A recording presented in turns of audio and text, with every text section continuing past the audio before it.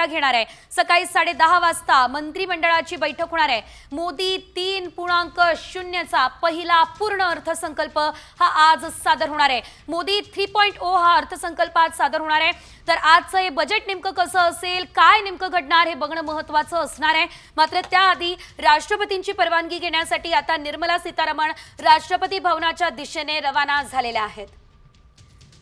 या संदर्भात आपण अधिकची अपडेट घेऊयात आमचे प्रतिनिधी प्रमोद जगताप यांच्याकडून।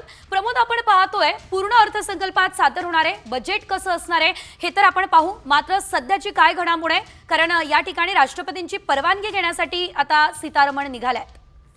अगदी बरोबर आहे सगळं तुम्ही मला वाटतं। आता काही वेळापूर्वी निर्मला सीतारामन जे केंद्रीय वित्तमंत्री आहेत त्यांचं वित्त मंत्रालय आहे, अर्थ मंत्रालयाचे ऑफिस राष्ट्रपती द्रौपदी मुर्मू यांची भेट घेण्यास निघालेले आहेत। राष्ट्रपती द्रौपदी मुर्मू यांची भेट घेऊन त्या बजेटला त्यांच्याकडनं मंजुरी घेतली आणि त्यानंतर संसदेमध्ये अर्थमंत्री निर्मला सीतारामन जे आहेत ते देशाचा अर्थसंकल्प सादर करणार आहेत। खरं तर अर्थसंकल्पामध्ये नेमकं कुठल्या कुठल्या तरतुदी असतील, मध्यम वर्गाला काय मिळणार आहे, शेतकऱ्यांना काय मिळणार आहे, व्यापारी वर्गासाठी काय असेल, या सगळ्याची उत्सुकता देशभराला लागलेली आहे। यात महत्वाचा मुद्दा हा सांगावा लागेल की निर्मला सीतारामन या सलग बजेट मांडणाऱ्या या अर्थमंत्री म्हणून त्यांच्याकडे बघितलं जातं। खरं तर मागच्या काही वर्षांपासून निर्मला सीतारामन या सातत्यानं मोदी सरकारचं बजेट जे आहे त्या मांडत आहेत। साधारणतः हे निर्मला सीतारामन यांचं 8वं बजेट आहे आणि त्या 8व्या बजेटमध्ये नेमकं काय काय असणार आहे हे देखील बघणं महत्वाचं असणार आहे। आता काही वेळामध्ये त्या देशाच्या राष्ट्रपती द्रौपदी मुर्मू यांची भेट घेतील आणि द्रौपदी मुर्मू यांच्याकडनं बजेटला मंजुरी जी आहे ती त्यांच्याकडे मिळणार आहे। त्यानंतर मग